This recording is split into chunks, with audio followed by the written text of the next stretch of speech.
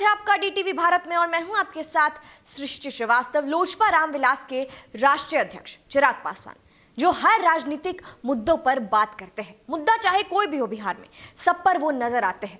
ज्यादातर मुद्दों पर निरीक्षण करने भी जाते हैं। बात चाहे शराबबंदी की करें या मुजफ्फरपुर में आंखों की रोशनी वाले कांड की करें, सब पर चिराग पासवान जो है वो एक तरीके से सक्रिय रहते हैं, बातचीत करते हैं। और अब एक तरीके से चिराग पासवान अपनी टीम तैयार कर रहे हैं और उनकी टीम पर एक तरीके से 1000 लोगों ने उनकी पार्टी की सदस्यता ली है। ये एक बड़ी खबर है क्योंकि 1000 लोगों ने डायरेक्ट लोजपा रामविलास की सदस्यता ली है। क्या है पूरी खबर, हम आपको बताते हैं। आपकी स्क्रीन पर इस वक्त एक तस्वीर चल रही होगी जो कि लोजपा के सोशल मीडिया अकाउंट से डाली गई है। उस पर लिखा है, आज दिल्ली 12 जनपद स्थित लोजपा रामविलास कार्यालय में लोजपा रामविलास के दिल्ली प्रदेश अध्यक्ष श्री शंकर मिश्रा जी की अध्यक्षता में लोजपा रामविलास के राष्ट्रीय अध्यक्ष श्री चिराग पासवान जी के विचारों से प्रेरित होकर श्री लखन सिंह पवार जी ने अपने हजारों कार्यकर्ताओं के साथ पार्टी की सदस्यता ग्रहण की है। इस दौरान श्री लखन सिंह पवार जी को लोजपा रामविलास दिल्ली प्रदेश के महासचिव की जिम्मेदारी सौंपी गई है। तो एक तरीके से बड़ी खबर है क्योंकि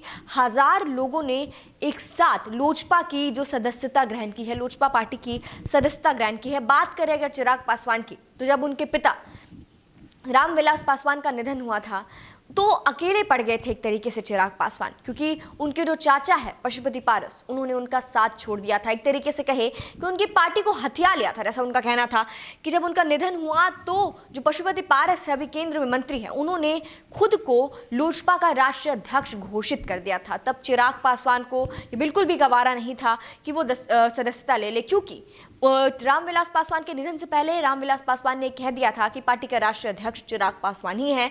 लेकिन पशुपति पारस ने रामविलास पासवान के निधन के बाद खुद को राष्ट्रीय अध्यक्ष घोषित कर लिया था। तब चिराग पासवान बिल्कुल ही अकेले पड़ गए थे, पार्टी एक तरीके से टूट गई थी, ऐसा हम कह सकते हैं। और उसके बाद बीजेपी का हनुमान बताते थे चिराग पासवान खुद को, लेकिन बीजेपी ने भी उनका साथ छोड़ दिया था क्योंकि बीजेपी ने केंद्रीय मंत्री बना दिया था पशुपति पारस को। जिस वक्त पार्टी में टूट चल रही थी, 36 का आंकड़ा था चिराग पासवान और पशुपति पारस के बीच, तब बीजेपी ने केंद्र में मंत्री बना दिया था पशुपति पारस को। तब एक तरीके से चिराग पासवान बहुत ही ज्यादा अकेले पड़ गए थे।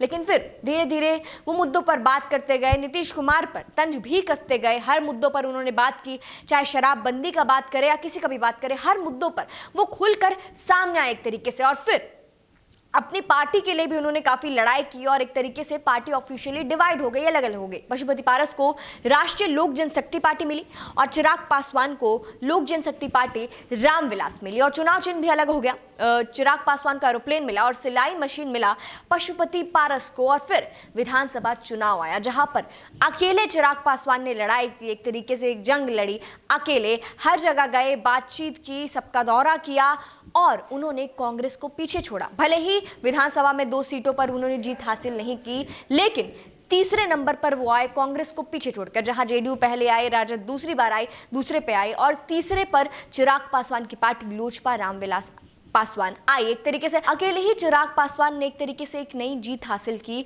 तीसरे नंबर पर आके। और अब चिराग पासवान जो है वो एक अलग पार्टी तैयार कर रहे हैं, ऐसा कह सकते हैं। जिस तरीके से 1000 लोगों ने पार्टी की सदस्यता ग्रहण की है, लग रहा है कि ऐसा चिराग पासवान मजबूत होते जा रहे हैं और अपनी टीम जो है वो तैयार कर रहे हैं। अब आगे देखना होगा कि और क्या कुछ होता है, चिराग पासवान की पार्टी और कितनी मजबूत होती है। आप देख रहे थे डीटीवी भारत, धन्यवाद।